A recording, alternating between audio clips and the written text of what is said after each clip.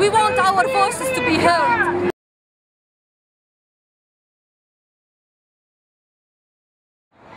We have this dictator for 41 years, and the revolt started with the young people in Benghazi.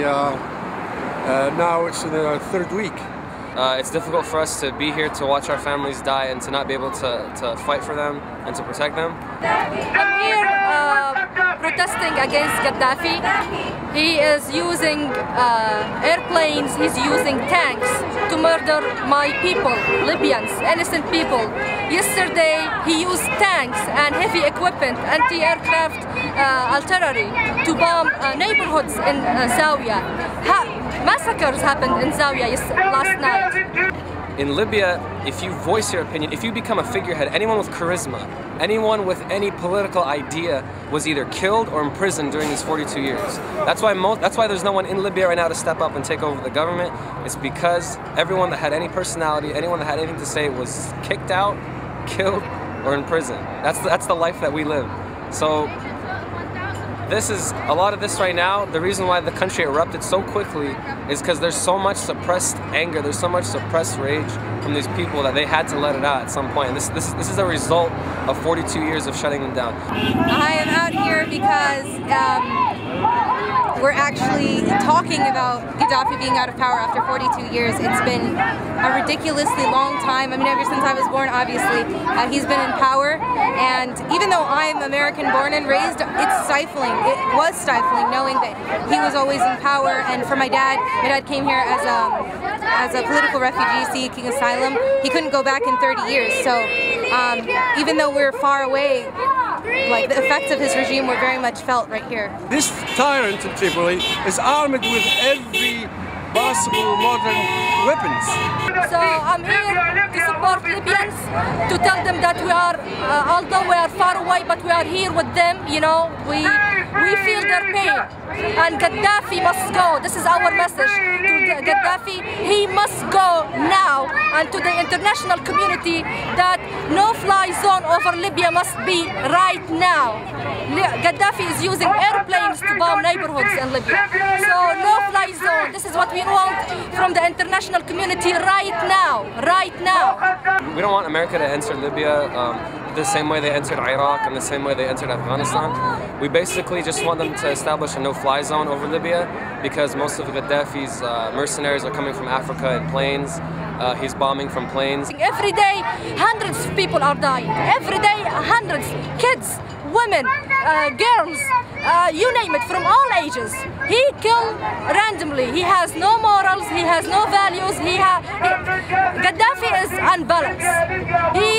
He is killing people without even thinking about it. All he thinks about to hold on for more few days as more as possible. This is all he's concerned about.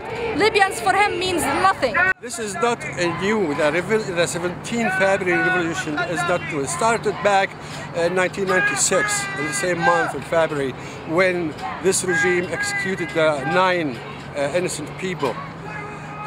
In 2006, on the same day, February 17, there was a revolt in Benghazi that 30 people died that day, protesting actually the Italian minister for offending the Muslim people, but actually was against the regime and was excused to go and demonstrate against the regime. Well, the thing that most people really need to understand is that a lot of us Libyans here, we live in America because we've either been exiled by this regime or we've left because of it. We're not like typical immigrants where we leave our country. Our country should be rich.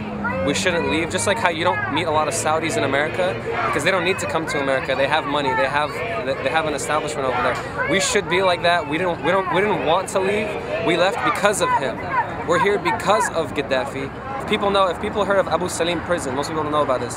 Abu Salim prison, 1,200 prisoners were shot down, mowed down in a prison.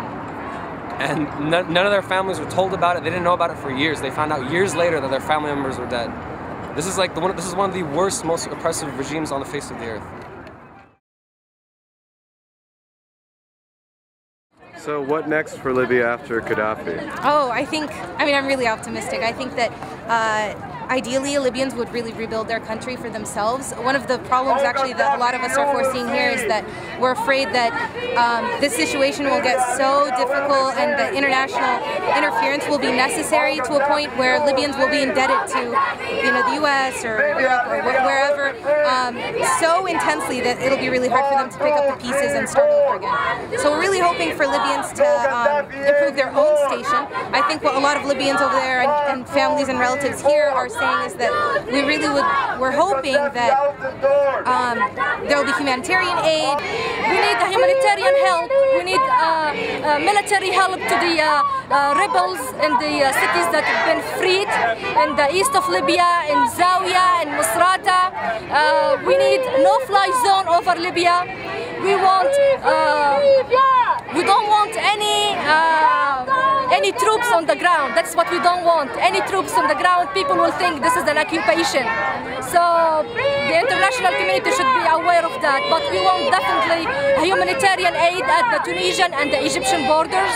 We want help the freed cities with the humanitarian food, medicine, you name it, babies' formula, Pampers, you name it.